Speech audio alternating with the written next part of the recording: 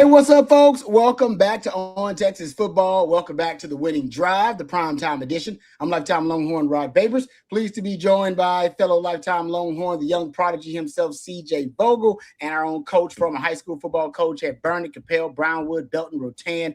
Also played college football at Abilene Christian, coach there as well, and now is on the staff and was on staff at the University of Texas for multiple head football coaches. These days, you can catch his work at ShipleyRanches.com. It's our own coach, Bob Shipley. What's up, Coach? How you doing? Hey, glad for a little cool front blow through the big country of West Texas. It was hot as Hades this weekend out here. Now I'm telling you, it's still pretty hot, but at least there was a breeze, though. At least you got some of a breeze in the air. There's no doubt. Even I was in you don't know what a breeze. You don't know what a breeze is. Until you come out here and try to coach 10 and under 7-on-7 into a West Texas breeze. You don't know what a breeze is. We got our butts handed to us Saturday. Oh, no. Oh, what happened, Coach? What happened? 1 first down. Oh. Yeah, it's bad. Oh, man. Bad offensive line? No, we got out-coached. Oh, see, that's a coach right there. I'm telling you, this dude is a young guy. He's got a bunch of young boys, and he's all about the flag football. He knows all the concepts, all the plays. He didn't make a mistake. Yeah, he was flawless. All right. Yeah. I'm glad you said it, Coach. Hey, sometimes you get outplayed, sometimes you get outcoached, sometimes it's both. Yeah, he's in the Scott Surratt stratosphere of flag football coaching. That's pretty high. Nobody's close. They that well tuned? They that just highly efficient? Yeah, he's only got 6 players. You can only play with 5. And he doesn't have any girls, although I think my granddaughter would probably be the second fastest player on his team. She's the second fastest player on our team. But he doesn't have any dead weight on his team. He put anybody in and they don't miss a beat. I put some in, they stand there 5 seconds after the ball snap going, which way did he go? Which way did he go? That's good for you, Coach, because you gotta let all of them play at that age. Everybody got to play 50% of the game. Yeah, that's like the rules of it. So I get you. Yeah, good for you. Because my daughter, she definitely gonna be out there playing flag football. I can tell you right now, she loved football already because Dad watched way too much football when she was a baby. So she's like football, and she know the Longhorns. So that's the way it go. All right, you guys throw it out there. Questions, comments. We'll try to address as many of them as we can. Super chats always jump to the front of the line. You can interrupt the show at any time. Just throw out a super chat. Lots to get into on the show, of course. Football related. We can talk spring football, of course, because that's starting up. Also, Pro Day is tomorrow. OTF will be well represented at Pro Day. Myself, I'll be there. CJ's going to be there. We got a lot of the members going to be out there reporting on what's going on, so we can talk Pro Day if you want to. We can also get into Bill Connolly. He released his annual returning production rankings. He has his very sophisticated algorithm and formula he uses to account for returning production on each team. And he's done with his rankings, and we'll talk about where the Longhorns rank there. And also the Longhorns' opponents, what teams they play. That'll be at least the most experienced teams in terms of returning production they'll see in 2026.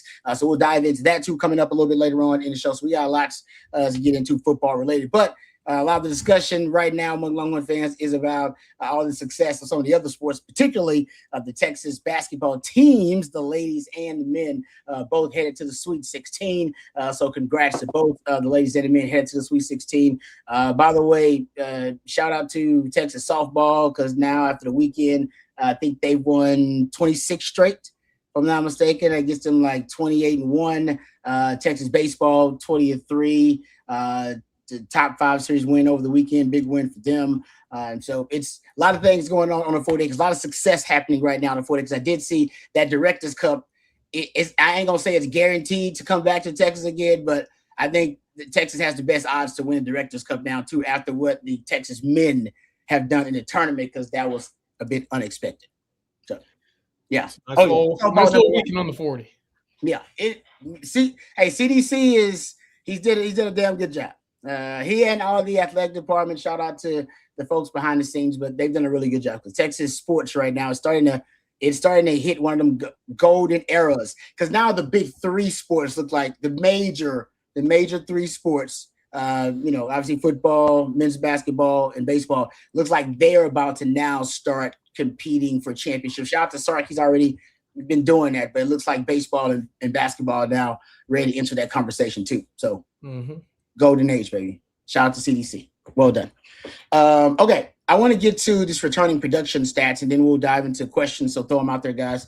But Bill Connolly releases his annual returning production. Like I said, it's pretty sophisticated, but he includes all the basically production from the previous season. The transfers are included in here too as well. So like I said, it's pretty in depth. Right now for the Longhorns, he's got the Longhorns as the sixth overall most returning production in 2026.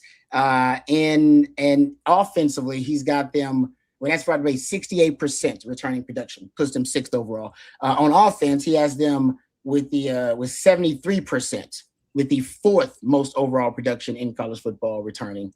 And on defense, it's 63%, 19th. So at least you're top 20 in that department, but 19th in overall returning production for Texas. So sixth. Can we get the stat, Matthew, from CJ? CJ put up a really good stat comparing this year's returning production numbers for Texas to last year's returning production numbers. And Coach, I mean, nobody knows what experience and, proven commodities mean more for a football team than you do. What are your thoughts that Texas looks like they're going to be top 10 most experienced teams in the country potentially? Yeah, great job, CJ. And thank you, Matthew. Well, I think that's good, but it's just numbers. I think if we finish in the top 10 at the end of the season, lower towards 8, 9, 10 would be disappointed. We expect to be in the top 3 or 4, so I think it's going to depend on how Sark and Muschamp mold this team together and bring all these parts together into a successful unit. Obviously, whoever is, has the most returning talent and or most returning production is going to be a really hard team to beat because, you just can't, experience is everything, when it comes to guys on the field producing. But I think we've got some young players that are going to come through that maybe haven't produced much in the past, but we know they certainly have the ability to produce. And those guys are not included in this. And so, it's flattering. It's just numbers. That's all it is. It's numbers. I would not be satisfied with an 8, 9, or 10 finish in the college football rankings next year. Neither would any of you. But it's going to – I think it shows that the production is there. If the young guys can come in and fill in the cracks and Sark and Muschamp put all the pieces of the puzzle together, it could be an exciting season. CJ, you got this very insightful tweet here comparing last year's numbers to this year's numbers. Yep, just numbers, but that offensive returning production difference is, it's eye-popping. Hard to miss that one. Yeah, I mean, it's night and day. Right. You're a bottom 10 in returning production a year ago. You had a lot of brand new faces, really just DJ Campbell returning as a starter on the offensive line. Look, Ryan Wingo had started for you. Trey Wisner had started for you, but that was about it. You had 2 games out of Arch Manning and, a couple of handful of starts from DeAndre Moore, but it was a brand new unit. It was talented, but it was a brand new unit. And obviously it started very slow, right? Ohio State, only 7 points. You look at the UTEP game and you sit there and you say, I don't ever want to watch that one again, right? So it took a while for that continuity to really show up the way that it should, right, in 2026. And I say that because 3 guys that started a year ago in your offensive line, quarterback returns, you got the majority of your wide receiving core returning as well, outside of 1 tight end, that group returns. So it's guys that played a lot of meaningful snaps. They know the system. They know how Sark will call a game and adjust in mid-time in live time. So that's encouraging. Now, what might be a little misleading here is you see 19th on the defense. That's great, but it's still a new system, right? It's still a new defensive coordinator. They're going to have to learn new calls, and that's still ongoing in the spring. So that's why this is so important. make sure that all the transfers and the defense specifically can get up to speed in the spring so that things can roll into the summer and fall camp to make this actually meaningful when real football is actually being played. Yeah, no, like I said, the offense one to me, Trent, it translates, at least based on the eye test, that, yeah, the offense started slow. They were very undisciplined offensively, had a hard time finding their identity. And maybe now you do have a lot of new pieces offensively. You got 2 new running backs brought in from the transfer portal. By the way, these numbers includes the transfers, acquisitions. And you got Cam Coleman, of course, and starts on the offensive line, I think, are also kind of thrown into the formula. So these pieces are proven commodities, and they've played at a high level and a lot of football, but they haven't played together. To CJ's point, it's kind of what the defense is going to have that issue as well, that the defense hasn't played in this system under Will Muschamp. So it may take them a little while to gel as well. But that's one question, too, we haven't talked a lot about, and I think maybe we'll get into it later on in this live stream. Muschamp's first year, he's got a lot of pieces, but first year. And, what it should be the expectations for him in his first year, just because Longhorn fans do not want to see a regression from what PK had built. And PK had built a hell of a defense, guys. We can go over the numbers. Yeah. I mean, your rush defense was always one of the top in the country. Takeaways, you led the SEC both years in takeaways. I don't think it was the ideal defense for Sark, obviously. That's why he made a move. But it was one of the better defenses in the country and had built some consistency within it. You don't want to see a drop off in those areas. Longhorn fans only want to see them get better in some of the areas where they may have been lacking, like aggression, maybe blitzing more, maybe corners being a little bit more aggressive at the catch point, or maybe playing more man coverage and press man coverage. So it'll be interesting to see if he continues to keep that, at least that standard that PK had done a pretty good job of building towards. Yeah. So a few other thoughts on, the returning production and this conversation and ranking and how all of it, kind of falls in.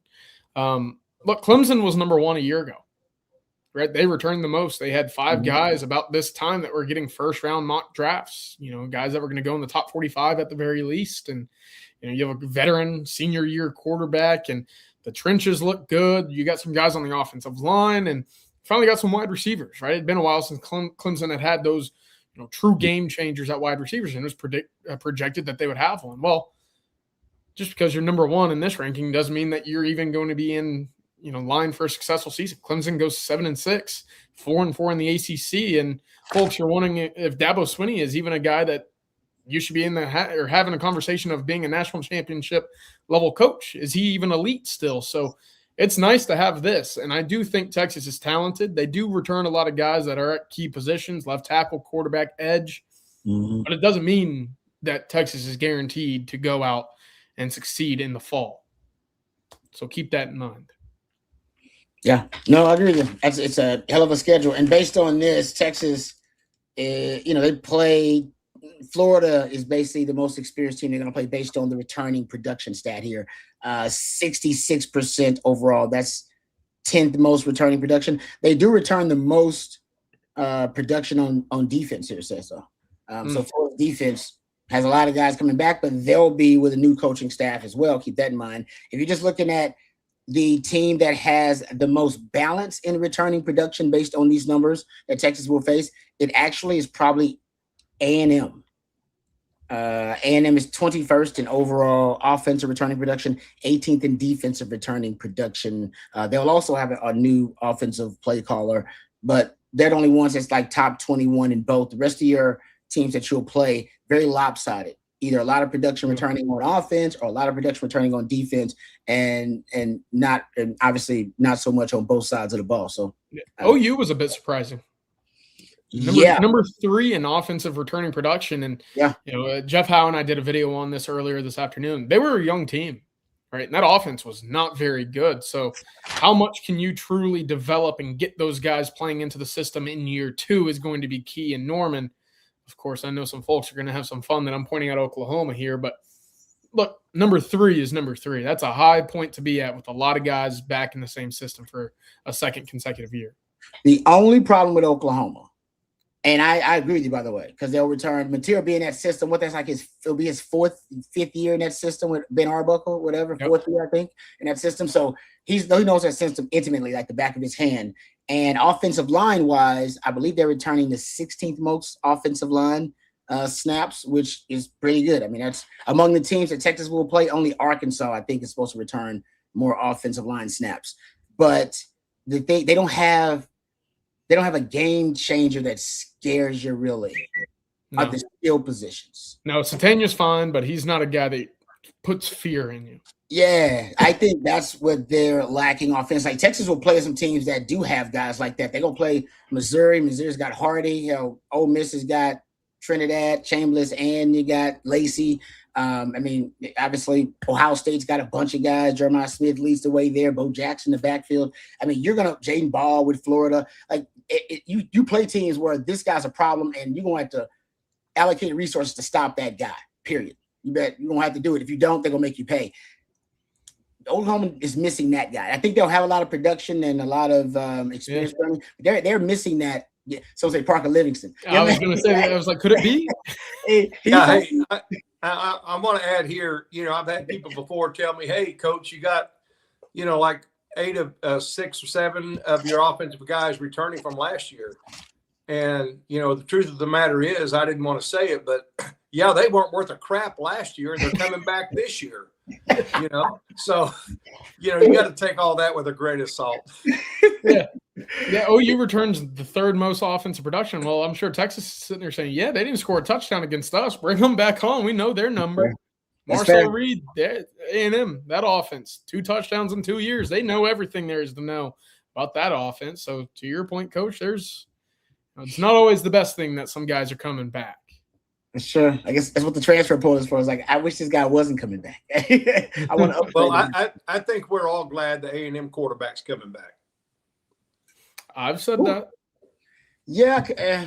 Yeah. I mean, I think he won't have a better receiving core this year than he did last year. He's lost 4 out of 5 offensive linemen from this year to next year. If you put him in the pocket, look, I think we've seen what level of passer he is. Could that improve to the level that gets him back into an elite conversation? Sure. I'm not banking on it though. So I'm with you, Coach. Yeah, that's the question. What you don't account for is, the evolution, right? How much better a guy gets. But right now, there is a blueprint to stop him, pretty much. Yeah. Just turn him into a pocket passing quarterback. All right, let's thank our lead sponsor.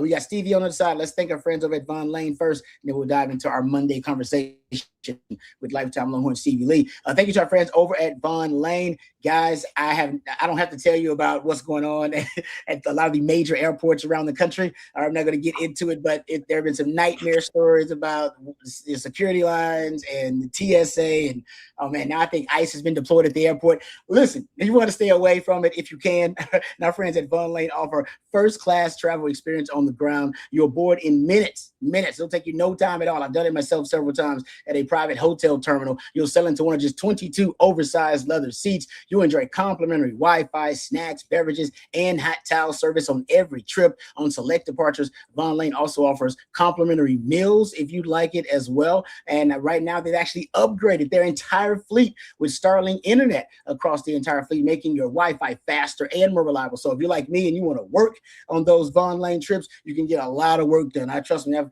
done a lot of research on some of those Von Lane trips as well. They serve Austin, Dallas, Houston, San Antonio, Fort Worth, Plano, the Woodlands, Nashville, Memphis, Atlanta, and Knoxville. And if you're planning a trip with a team or a group, hey, you can charter your own Von Lane coach. You can design the trip from pickup to drop off.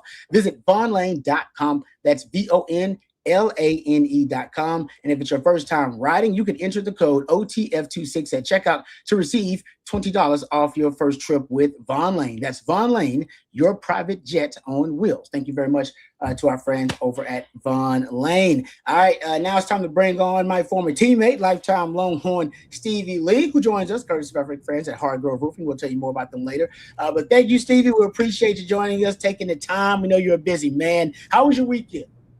Weekend was good, man. Sorry I missed y'all last week. I was up in Missouri for volleyball with my daughters. We had a really good time, man. I flew back on I flew back on Monday, so I missed you guys last week.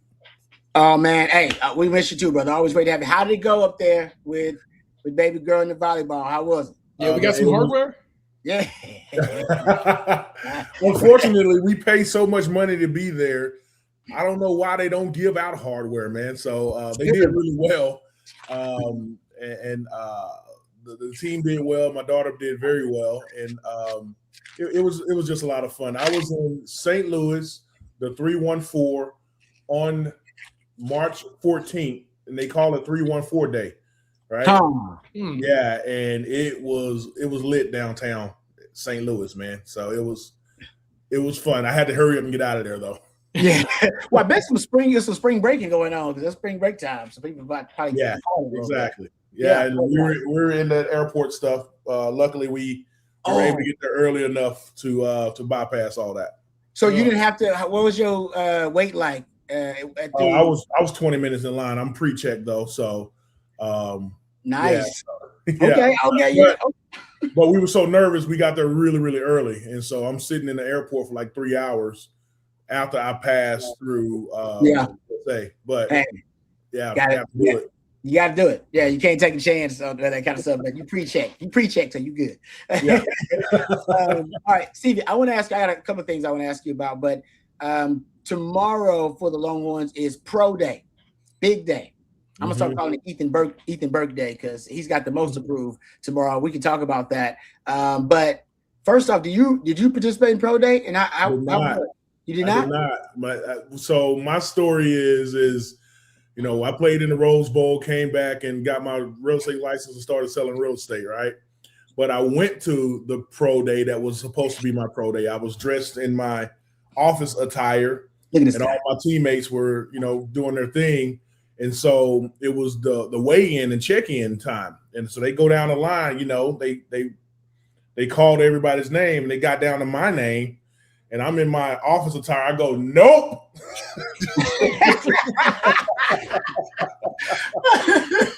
Yeah, so I was already working in real estate, man. I was burned out and arthritis in my neck and my knees and my feet were bad. So I was like, man, I'm gonna go a different route. I love you guys. I love football. I love what it gave me, but I bowed out at that time.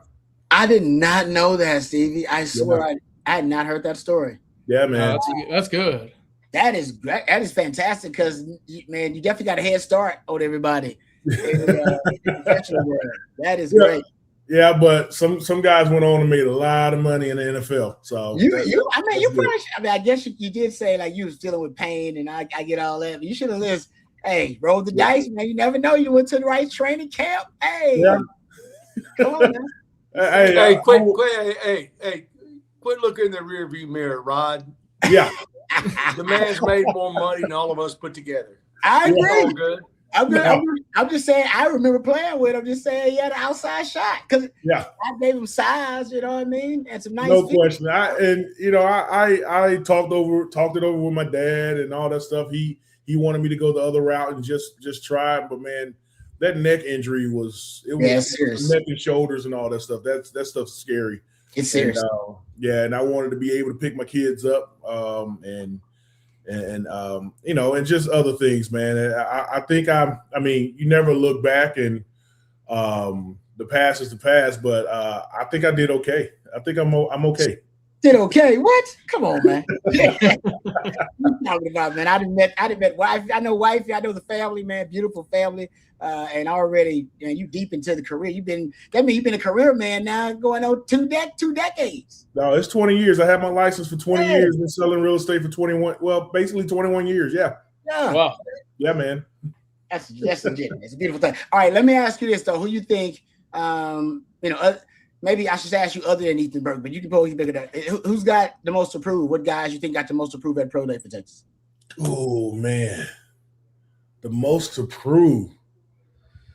I don't know. I haven't thought about that, man. That's a good one. Yeah. Yeah. But I know Burke is in there. I'm thinking Gilbo's in there because Gilbo didn't run at the combine. So Gilbo can be in there too. But so how many people are there that didn't go to the combine?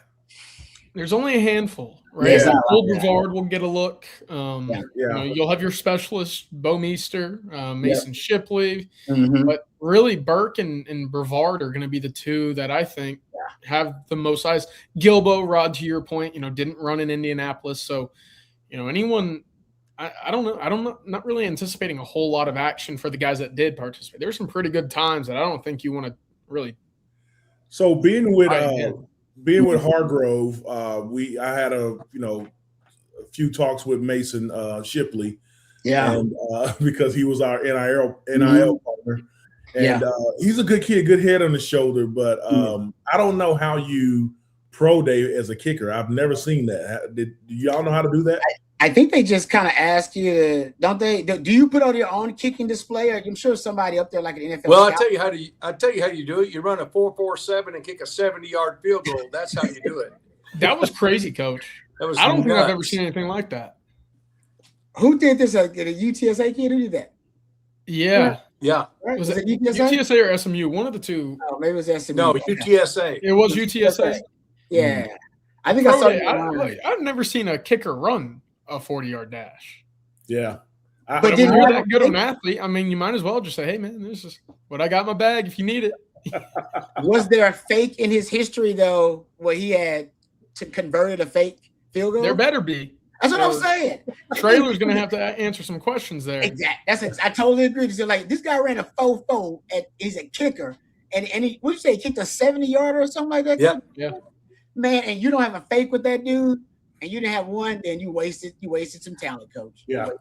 That's wasted. I would have had the ball, and this kid would have been playing wide receiver for me. If you're that athletic, you got that much spring in your legs, your hands are going to be a work in progress until I can use you on the field. Yeah. That dude's going to go – he might get one undrafted, and he's definitely got a spot with somebody. For real in the league. Now, let me ask you about can I ask you about Ethan Burke, since he is the guy that has the most to prove? See, you watch a lot of line play. What are your thoughts on how Ethan Burke played this year? And, he's obviously going to be showcasing his skill at Pro Day. I don't know if he can improve his stock enough to get drafted, but I do think he's put a lot of good stuff on film, man, for NFL scouts. So, dang it, man. Y'all know in the beginning of the year, I was hard on the O-line. So, but something clicked and they got it right. After a while. So I think what he needs to show strength, like not getting driven off the ball, showing that he can. I mean, I don't know how you do that in Pro Day because they're usually working on hands things and feet, foot things, but showing that his 225, he can throw it up 30, 35 times. Showing some strength down there because. I think that was the weakness, if there was a weakness on the D-line, was there were times that we got pushed off the ball early on in the season. Then we got it right. Yeah. I'm talking like, getting in the linebacker's way, and that's a big no-no as a defensive lineman. Mm-hmm. So that's one thing that we gotta, or he has to work on, and some of the other defensive tackles, if I'm being honest, is just gotta show that you can hold the line and not get in your linebacker's way. Yeah, that's a good point. And he's got long arms too. So actually, the bench press is going to be kind of a challenge for him. It's good. He's got long arms. The NFL loves guys with long levers, as you say, but he does have long arms. He's got a good frame. That's why he's going to be most impressive when they first see him at 6'6", long arms, and he needs to do well in one of them change of direction drills for a big man to show he can move. And then I would say either the vertical or the broad, show you got some explosion too as a big man. So one of them, he need to have impressive numbers. So he's got to wreck just a couple of drills, and he'll force them to go back to the tape and go, all right, you know what? Maybe I'll go back to the film and look at this guy. That's what he got to do. But you're right, Stevie. There ain't no doubt early. Oh, Florida will tell you that. And Texas was like, you ain't. I mean, you keep it real, Florida. Yeah. That was just straight up. So, and they got much better after that. Ain't no doubt about it.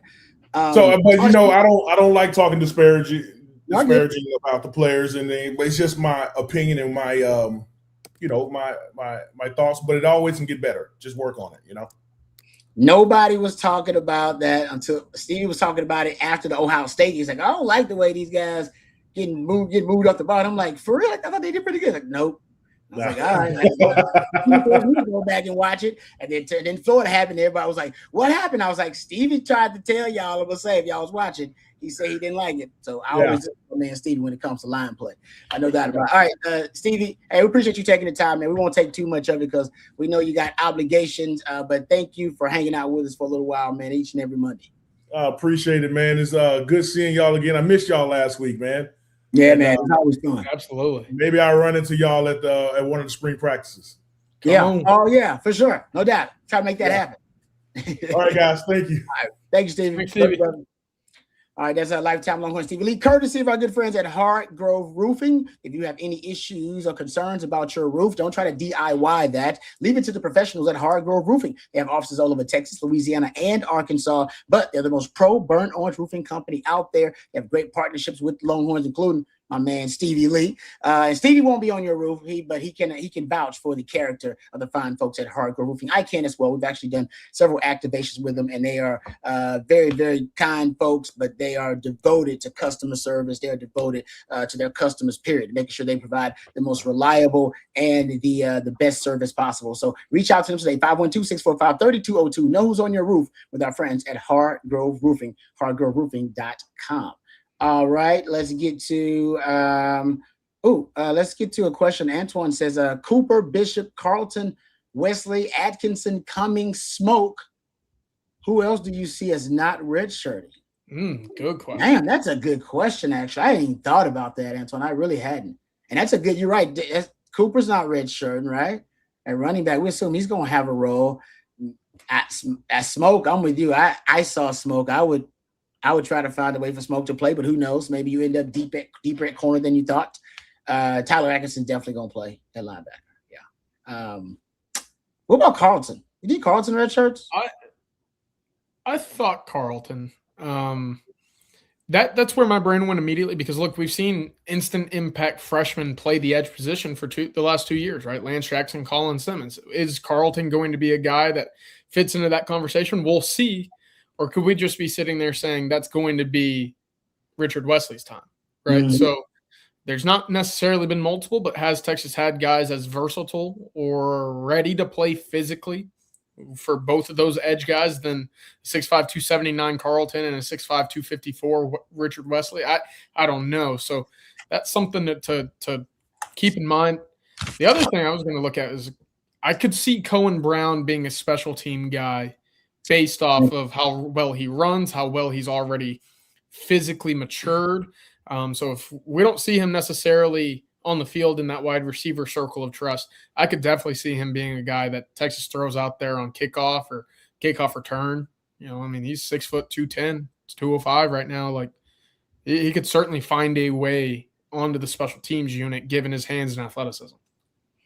Yeah, no, that's a great question, Antoine. I got to give that some more thought, but that's a good group you have right there. Even the Rocky Cummings one, we're hearing a lot more about. Now we'll see a week in the second session of spring. Do we continue to hear? This is where, come on. Yeah, all right, Coach. Can we talk about that for a second? Because you've actually been there to experience it.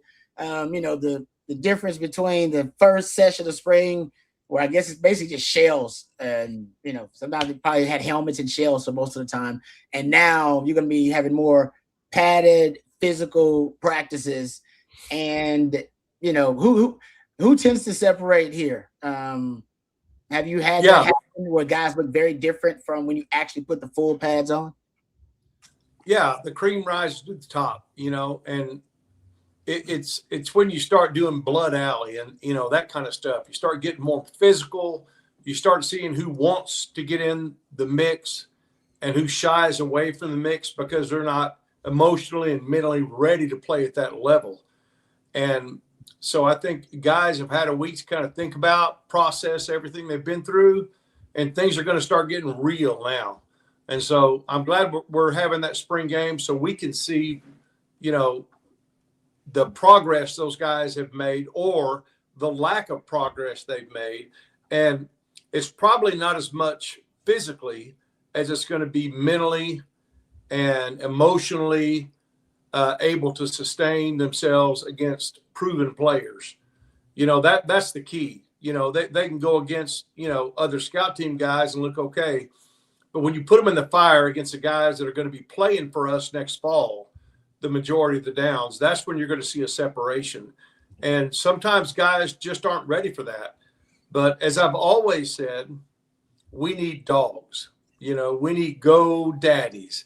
And those are the guys that will rise to the top in the second half of spring ball and get the coach's attention, because so far they've just been learning, going through the steps, going through the process, learning how to fit, learning how to, where their space is in this offense and defense. And now it's time, like I said, you get in Blood Alley, you get in some of those very physical drills and see who's going to stick their head in there, who's going to go in there and be for real, or who's just not ready yet. And a lot of it, like I said, is being mentally tough enough to rise up to what your body says you can do. We've got a lot of great young kids whose body says yes, but does their mind say yes? And you find that out in the second half of spring ball. Yeah, so it's good stuff, Coach. Yeah. And I think also it's good. I don't know about good, but it's interesting to see because the spring break is in between. And you also kind of see the guys that may have wanted more coming back off of that break. Because some guys put in work out of that break. Some guys taking the whole break off, pretty much. And some guys put in work. Interesting to see who comes back with that same hunger after. Yes. Can I ask you both this? I mean, we talk a lot about the freshmen because they're the new shiny toys that you got on your shelf, right? You don't know what you got, right? But when you break them out of the box, you're excited to play with them finally. But for those second-year guys, how, Rod, did you notice your body physically change from off-season after freshman year to second spring and moving into that summer? And, Coach, I mean, what were some of the more impactful body transformations or just kind of the light bulb clicking for those second guys as the game slows down as well? Yeah, it's interesting because sometimes you're like moving positions or changing roles and responsibility. Like as a freshman, I was mostly just special. I had like maybe 2 or 3 starts as a nickel back. I mean, they weren't playing a lot of nickel back then. We'd move to the nickel as soon as Mike Leach comes into the Big 12 and then starts running the spread. Then everybody kind of starts playing more sub packages and nickels. So I started a couple of games, but I was mostly just a nickel as a role player, and I was a special teams guy. So I was bigger. I mean, being a nickel in the old school Big 12, I had to go up against teams that were still running the option. Yeah. Nebraska had ran in the conference. They were still running the option. There were a lot of running teams running 21 personnel. Hell, we still had fullbacks on our roster. So I had to be thick. I came in as a youngster at like 178, 180. And I remember I was like, he's going to be our starting nickel. He's basically going to be another linebacker out there. We got to put some weight on him. So I got up to like 190, 192, 191. I was pretty thick. Like go look at my dad. I looked thick out there. And then when I went to the corner, I wanted to get back down to like 180, 181, 182, right around there. Or at least under 185, I should say. That was kind of my goal. You start walking around with the broad shoulders, bumping into people around. Yeah. And I think I started, so I slimmed down my sophomore year and then got even slimmer, I think, actually my junior. I think I was slim. I was like right around 180. So my body did, I think everybody, depending on your role with the team, your body, and you might be like Joe Martin, you might be like Carrollton, Jermaine Carlton. You might not even know where your body's like evolving into. You might have no idea what's happening. You just have to kind of try to be responsible in the way you add the weight, add the mass, add the armor, as I like to call it, and what you are trying to accomplish, right? And you can't I would never forsake speed and explosion for more weight in any position. And so I just think now they have a very sophisticated, very calculated group of people's strength and conditioning coach, a dietitian, nutritionist. It's almost impossible for somebody to get off track in that area. Back in my day, it was a little bit, fewer resources, and overall the sports science hadn't gotten that elite. Now I hear what they talk about now. It's unbelievable, the stuff they are fine tuning with these athletes. Yeah, I thought Sergio Kendall made a big jump after the spring of his freshman year. And another obvious one who wasn't, obviously a physical player, but I think Colt McCoy proved to a lot of people after he'd been there a year and came back and, after his redshirt year and, was fighting from Stephenville. What was the quarterback's name? He was fighting for a starting position his freshman year.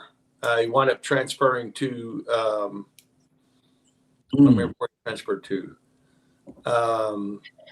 They were the two big quarterbacks in that class. And then Colt started was it Devin Sneed? Oh, Jevin Sneed? Yeah. Yeah. Mm-hmm. And Colt really made that big step from a redshirt freshman to his the spring ball in his freshman year, knowing that he had a chance to be the guy. And I felt like mentally he made that step. Sergio Kendall made that step. Sergio was always a physical freak. Took him just a little bit of time to catch up to the speed of the game and so forth. But those are two guys that come to mind for me that really made big strides in the spring of their freshman year. Yeah, no, those are good ones because that's what we'll be looking for, right? How does a Josiah Sharma look? Myron Charles, what can you rely on for Khalid Lockett when it comes to his progression? I guess one of the more notable ones recently was T'Vondre Sweat coming in around 260, 75 pounds. And amazing. I think he left almost a full 100 pounds heavier than when he arrived. So that always is interesting and exciting to me just to see how guys progress over their times at Texas. Yeah. No, it's fascinating. The T'Vondre Sweat one is, I don't know if there has been a more remarkable transformation than that physically. Yeah, I don't know. That is fascinating. That one is, man. It did end up being a national award winner after all that. All right. And yes, somebody asked in the chat, I forgot who it was, and I apologize. Because we were talking about the red shirt rule. Antoine asked about red shirts and what guys will and will not wear shirt for Texas out of that 2026 class. And it is a 9-game red shirt rule now. I believe they asked about that, right? It is 9 games, which, basically means, there's a lot of stuff you can do with 9 games. You have a lot of flexibility with guys, but how you want to play them.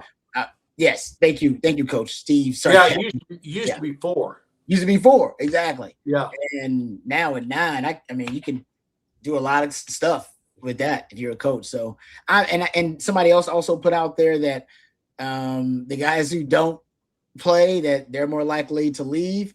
You're probably right. I would love to see a study done, and I can try to do it for Texas. It's probably just take a little while, about the guys who in the new NIL era, the guys who in the transfer portal era, who redshirt, and then the transfer rate for those guys who don't play initially.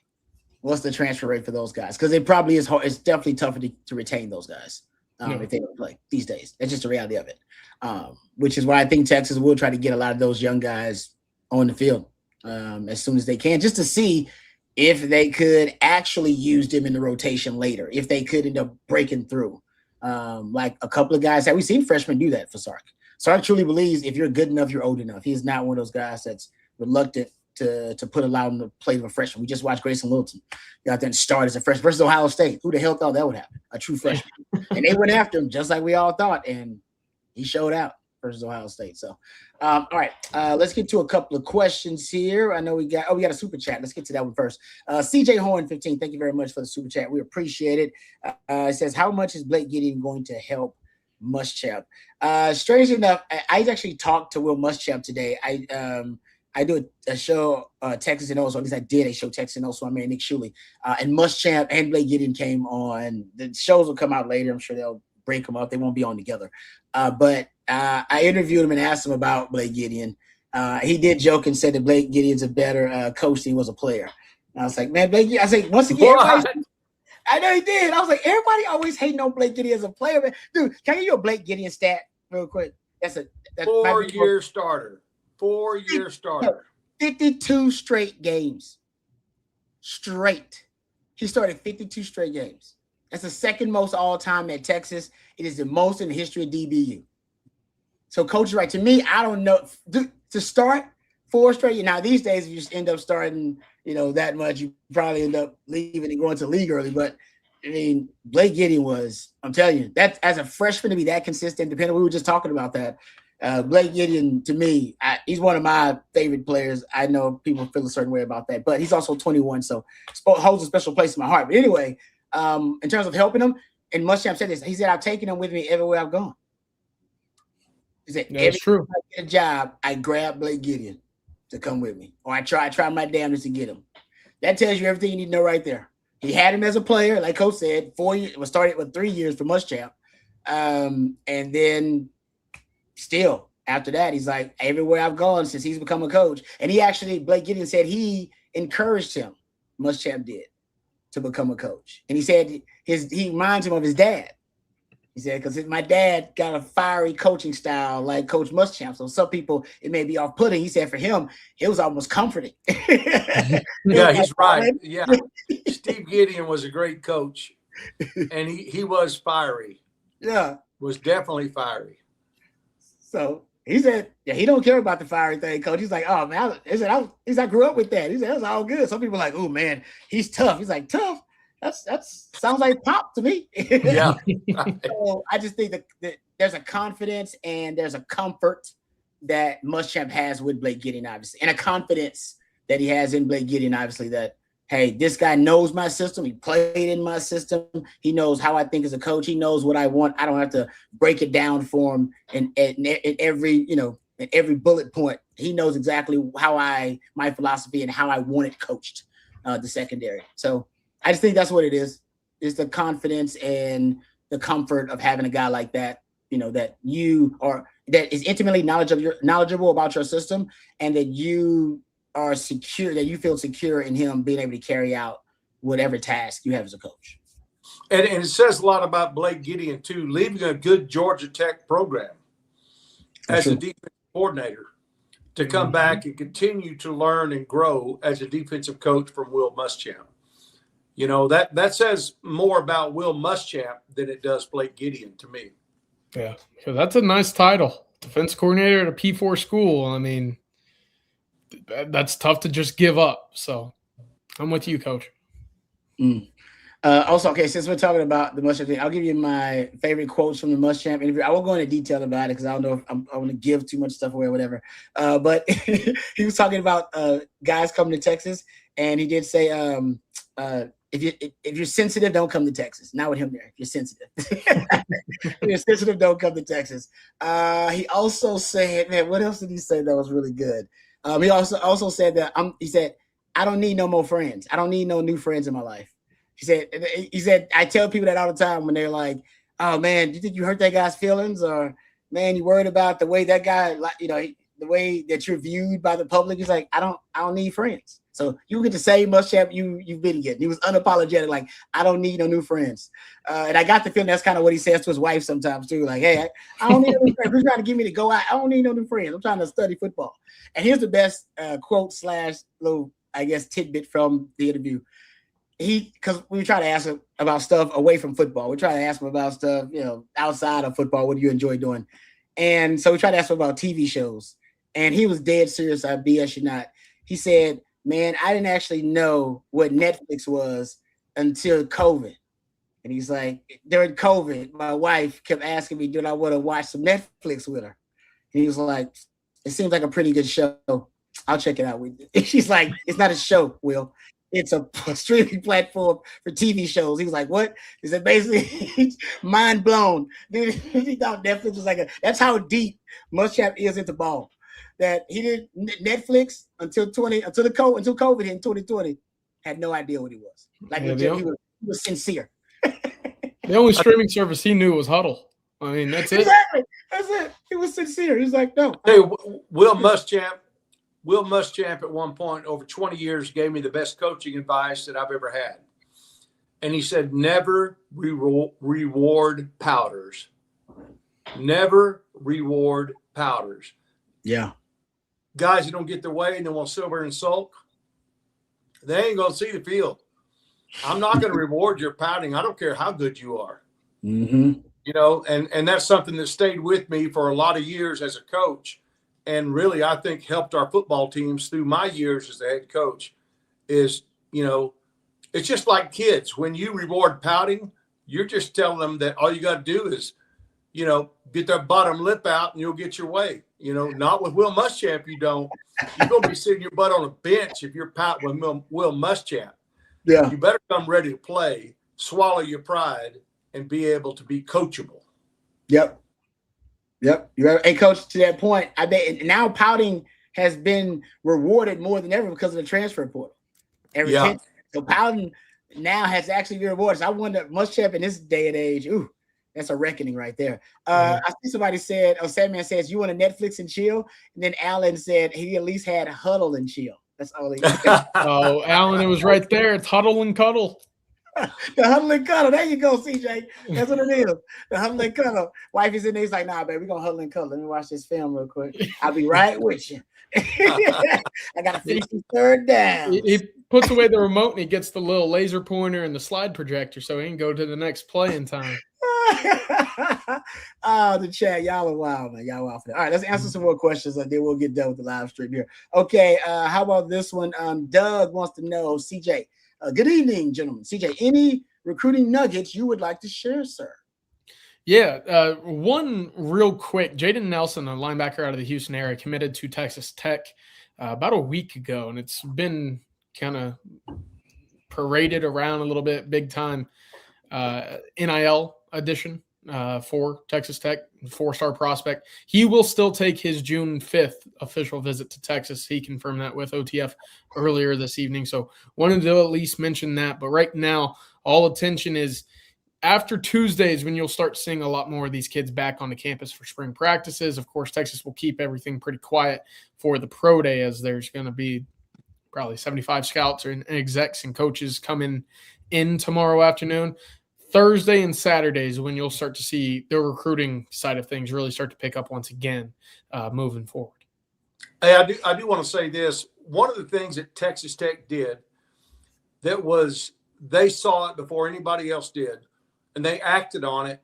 And I don't know that anybody else did, but when they saw the cap coming to NIL, I know this from a source inside the athletic department, they doubled up on their players' money before the cap hit.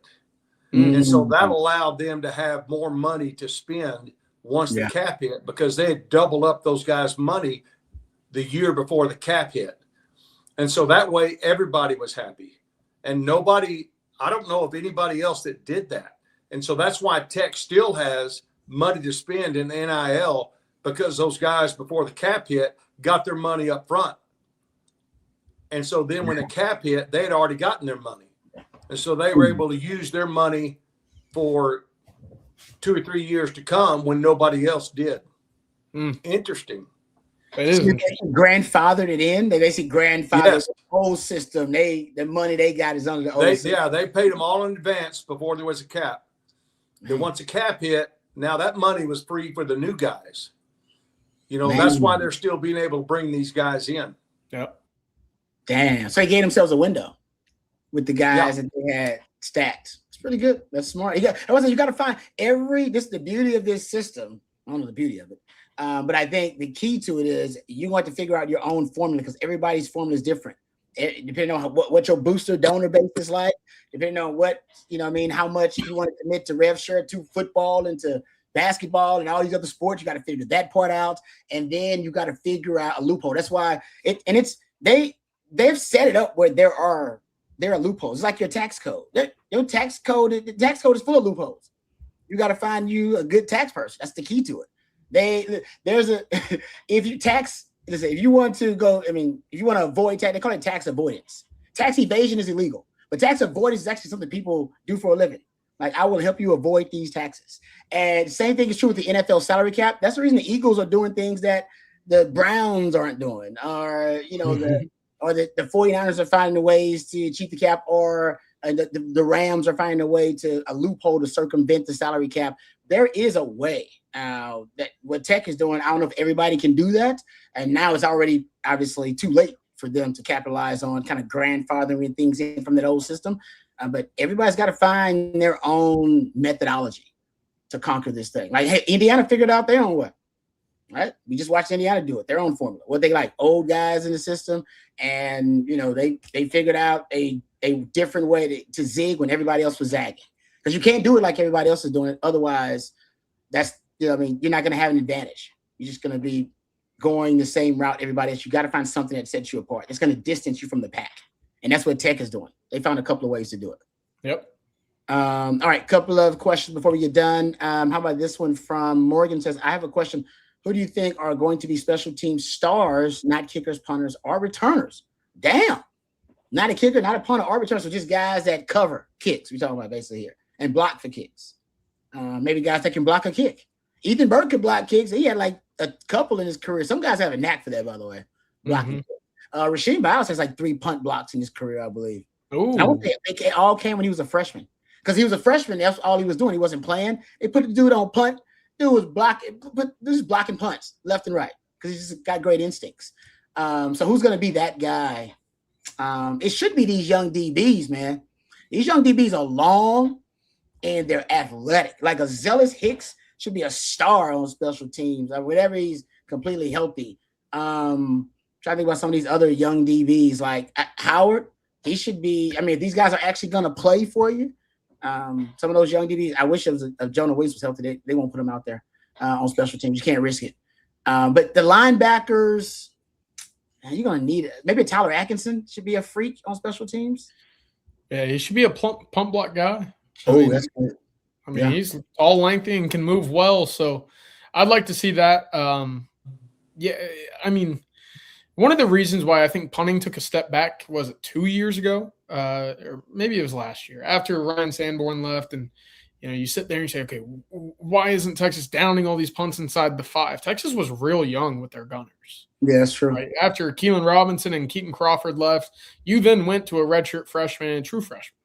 All right, you were real young out there, not a lot of playing experience, and you can probably sit there and say experience doesn't mean anything in special teams gunners. Well, it's just being on the field, being comfortable, knowing when to look back up for the punt and not being deked out by the punt returner, faking a fair catch call, right? So that's part of it. And so Texas with Warren Roberson, with Wardell Mack, Ryan Niblett, we saw get time as a gunner as well week 1.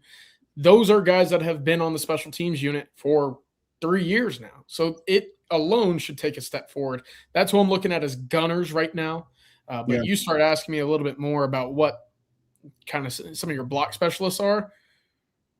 I kind of just get excited about what a Richard Wesley or Jamarian Carlton can do blocking field goals. We talked about some of those. Yeah. I mean, like a Rocky Cummings could be a pump block specialist guy as well. Plenty of options.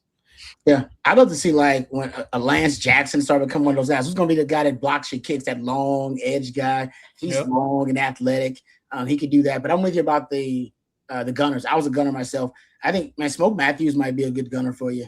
Like a young Cade Phillips when he was out there. I think he could be a good gunner for you as well. All right, let's get to a couple more questions. How about this one from my man CB says, CJ, how shocked are you at Texas basketball run they're on? You mean the most expensive Cinderella in tournament history? That's what I'm going to coin it as, fellas. The most expensive Cinderella run ever. Because you look at all these other Cinderellas, and I mean George Mason, FGCU, VCU. No. Texas has the slipper on its foot right now. They're Cinderella. So I'm buying into that bit. I'm a little bit surprised, but look, in a way I'm not, because the team has talent. There are shot makers on this team. You can talk about it. We've seen it with Dalen Swain. Matas has gone for 30 this year. You can look at Jordan Pope having 40-point games in his career. Tremont Mark, very much the same. Cam Heide, I think, was shooting 40+% this year. So all about just piecing together when this team would want to and could play together for a continued stretch. And for a while, they weren't doing that, right? They weren't defending. They weren't hustling for loose balls. Well, now I think you're starting to see more of these guys say, to hell with my points, I want to win. Right, this is my last college basketball, time. I'm gonna start playing like Kendall Weaver, and you're seeing guys dive for loose balls. You're seeing the guys not foul. Take care of the ball a little bit more. So that's to me what I'm starting to see more of. And then of course the scoring comes and follows as well. So I am surprised. Don't get me wrong, but they always had a bit of this in them. Mm-hmm. Now it's just all right. You have to bring your best, and especially after the Ole Miss SEC loss in the tournament. I mean, I'm surprised. Yeah. No, it's they definitely got hot at the right time. That's what you want in the postseason. They definitely have found their form. All right, last question here, and I'll take this is from DKW from area. He says, Rod B, considering he's talking about Jonah Williams here, considering his leg and shoulder injuries, do you think it would benefit him more to sit out the entire 2026 calendar year to heal completely and be ready for baseball and football in 2027? I don't think you can do it. Now he's a freak athlete. DKW, but I missed time, and I'm sure my NFL career would have ended prematurely anyway.